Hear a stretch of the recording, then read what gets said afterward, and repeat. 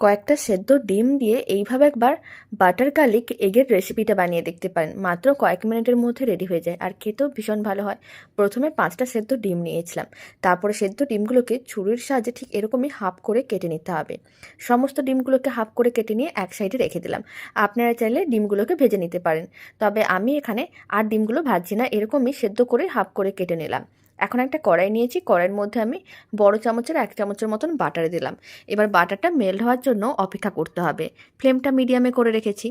প্রায় 2 মিনিটের মতন এইভাবে রেখে দিয়েছিলাম, বাটারটা মেল্ট হয়ে গেছে। এবার এর মধ্যে আমি হাফ চামচের মতন দিয়ে দিলাম গ্রেট করা রসুন। রসুনটাকে বাটারের সঙ্গে খুব ভালো করে একসঙ্গে মিশিয়ে নিতে হবে আর 10-15 সেকেন্ড নাড়াচাড়া করে নিতে হবে। যখন রসুনটা ভাজা হয়ে আসবে তখনই কিন্তু এর মধ্যে হাফ চামচের মতন দিতে হবে কর্নফ্লাওয়ার। কর্নফ্লাওয়ারটা খুব ভালো করে ভেজে নিতে হবে যাতে কাঁচা ভাবটা না থাকে।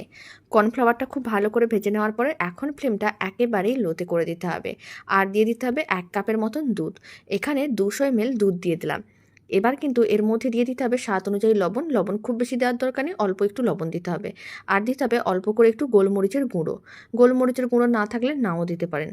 আর অল্প একটু দিতে হবে লঙ্কার গুঁড়ো, এতে কালারটা খুবই ভালো আসবে। এবার সমস্ত কিছু একসঙ্গে ভালো করে মিশিয়ে নিতে হবে। আর এই সময় আমি কিছুটা পরিমাণ নুডলসের মশলা দিয়ে দিলাম। আপনারা যে কোনো ধরনের নুডলসের মশলা দিতে পারেন। খুব ভালো করে একসঙ্গে মিশিয়ে নিতে হবে। আর খুব ভালো করে মিশিয়ে নেওয়ার পরে এখন কিন্তু ফ্লেমটা মিডিয়াম টু হাইতে করে এইভাবে মিশ্রণটাকে 2 মিনিটের মতন ভালো করে ফুটিয়ে নিতে হবে।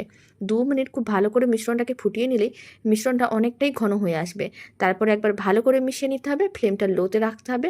আর সেদ্ধ যে হাফ করে ডিমগুলো রাখা আছে সেই সমস্ত হাফ করে কেটে রাখা ডিমগুলো গ্রেভিটার মধ্যে দিয়ে দিতে হবে। আর দিয়ে দিতে হবে অল্প করে একটু কুচনো কাঁচা লঙ্কা। আর আমি দিয়ে দিচ্ছি মিক্স হার্বস। মিক্স হার্বস না থাকলে নাও দিতে পারেন।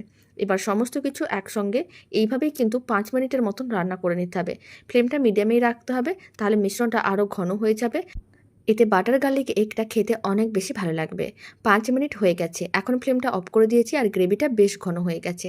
দারুণ স্বাদের রেসিপিটা একেবারেই রেডি, বাড়িতে বানিয়ে দেখতে পারেন, খেতে ভীষণ ভালো হয়। আর বাড়িতে বানালে কমেন্ট বক্সে জানাতে একেবারেই ভুলবেন না খেয়ে আপনাদের কেমন লাগলো। রেসিপিটা শেষ পর্যন্ত দেখার জন্য আপনাদের অসংখ্য ধন্যবাদ। ভালো লেগে থাকলে আপনারা যদি ফেসবুক থেকে রেসিপিটা দেখছেন, পেজটিকে ফলো করে নেওয়ার অনুরোধ রইল।